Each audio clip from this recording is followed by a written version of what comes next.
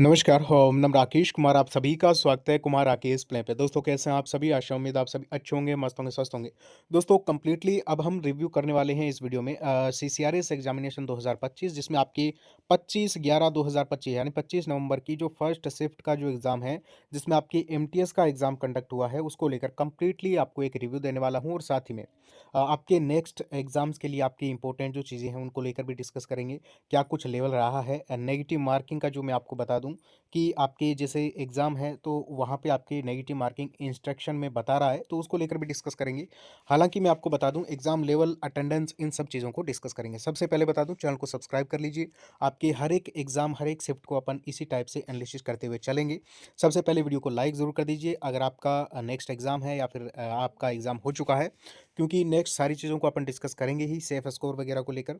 सबसे पहले दोस्तों मैं आपको बता देता हूँ आपके यहाँ पे जो है वो एमटीएस का एग्ज़ाम जो था इसका लेवल काफ़ी बढ़िया रहा है और कुछ नया नहीं रहा है। ये चीज़ मैंने आपको एग्ज़ाम से 2 दिन पहले बताई दी थी।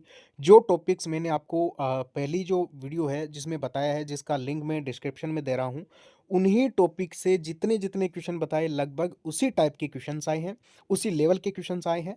मैं कब से बोल रहा था कि आपके एग्ज़ाम का लेवल अच्छा ही रहेगा, बढ़िया लेवल रह सकता है, हार्ड भी रह सकता है, ईज़ी नहीं रहेगा, ये मैं कब से बोल रहा था और यही आपका एग्ज़ाम लेवल रहा है। यानी एमटीएस का एग्ज़ाम मॉडरेट टू टफ था, ठीक है? यानी सीएचएसएल या फिर सीजीएल लेवल हम बोल सकते हैं, क्योंकि सीजीएल में भी कई बार जो है वो ईज़ी क्वेश्चन पेपर देखने को मिल जाता है। हालाँकि इसका लेवल बढ़िया था, अच्छा लेवल पेपर था, ऑल ओवर मैंने आपको बता दिया। अब अगर हम बात करें अटेंडेंस को लेकर, तो अटेंडेंस ओनली फॉर 60%, कहीं पे इससे भी कम और कहीं पे मान सकते हो 65 या फिर किसी जगह पे 50% भी, यानी अटेंडेंस काफ़ी कम है। ये मैंने आपको पहले वीडियो में बताया था, अटेंडेंस कम रहेगी और इसके 2-3 मेन रीज़न है। एक तो सीएचएसएल का जो एग्ज़ाम है, दूसरा एग्ज़ाम सेंटर काफ़ी दूर आए हैं। आपके लिए प्लस पॉइंट है, एमटीएस में पोस्ट काफ़ी अच्छी है, 179 टोटल पोस्ट है और मैं आपको बता दूँ चांसेस अच्छे ही बनेंगे आपके। आप थोड़ा-सा आराम से रिलैक्स होके एग्ज़ाम दें। जैसे मैंने बताया है, जो-जो चीज़ें बताई है, वो आप एक बार देख लेना, वो वीडियो ज़रूर देख लेना, जो इम्पोर्टेंट टॉपिक्स मैंने आपको बताए हैं, ठीक है?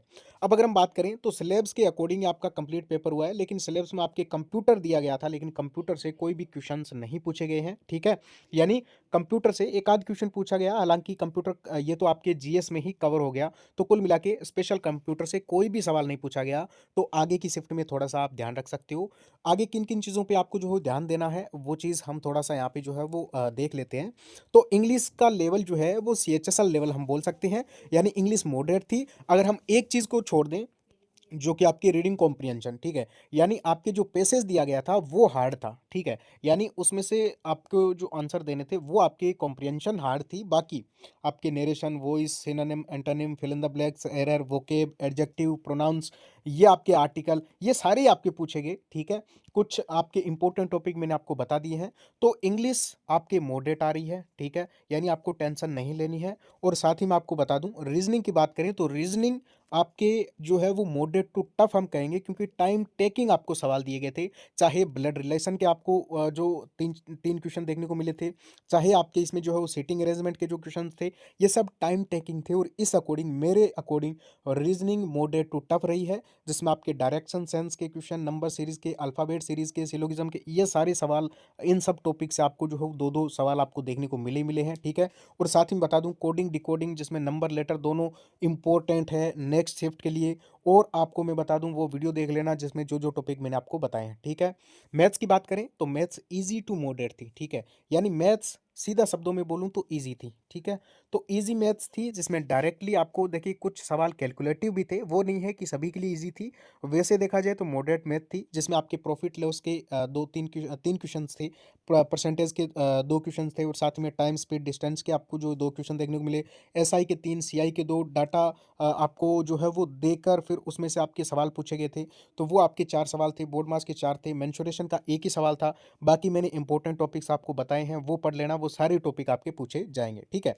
ये आपके आए हैं, मैथ्स ईज़ी थी कुल मिला के ऑल ओवर। साथ ही में जीके की बात करें, जीके में क्या पढ़ें, क्या नहीं पढ़ें आगे वाली शिफ्ट के लिए, तो मैं आपको बता दूँ, सबसे इंपॉर्टेंट है स्टैटिक जीके, नॉर्मल ईज़ी हम बोल सकते हैं आपके जीके को।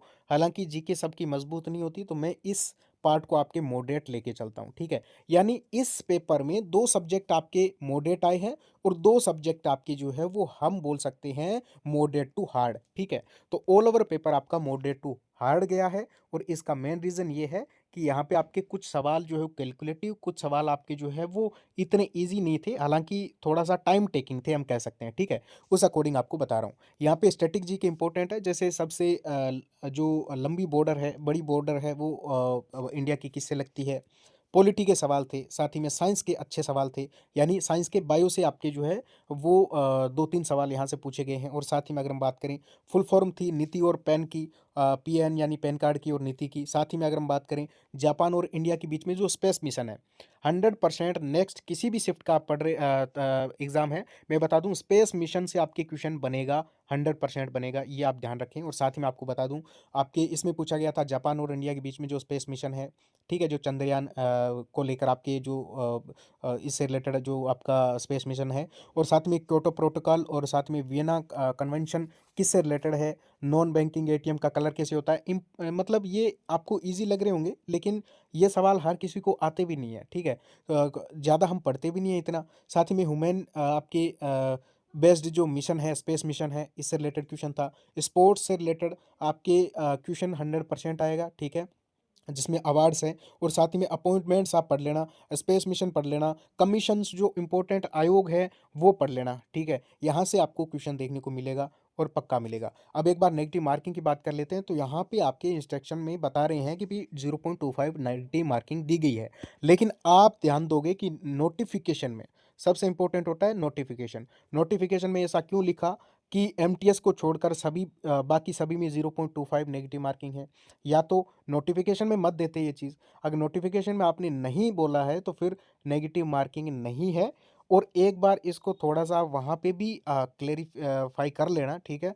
क्योंकि ऐसा भी नहीं है कि फिर आपका वहाँ पे कोई दिक्कत आ जाए, तो वहाँ पे थोड़ा-सा आप क्लेरिफ़ाई कर लेना कि भई नेगेटिव मार्किंग है या फिर नहीं है और उसमें क्यों दी गई है। और बाकी मैं बोल दूँ नोटिफ़िकेशन में जो चीज़ है, वही सर्वसत्य है, वही मानी जाएगी। उसपे हम कुछ भी कोर्ट-वोर्ट कहीं पे भी कुछ भी जा सकते हैं, क्योंकि जो नोटिफ़िकेशन में चीज़ दी गई है वही मान्य होगी आपकी। ये अगर उन्होंने ऐसा दिया है, अगर वो लास्ट में नेगेटिव काउंट करते हैं, फिर भी उनके ऊपर जो है वो केस चल सकता है, क्योंकि नोटिफ़िकेशन में ये चीज़ क्लियरली मेंशन है कि एमटीएस में नेगेटिव मार्किंग नहीं है।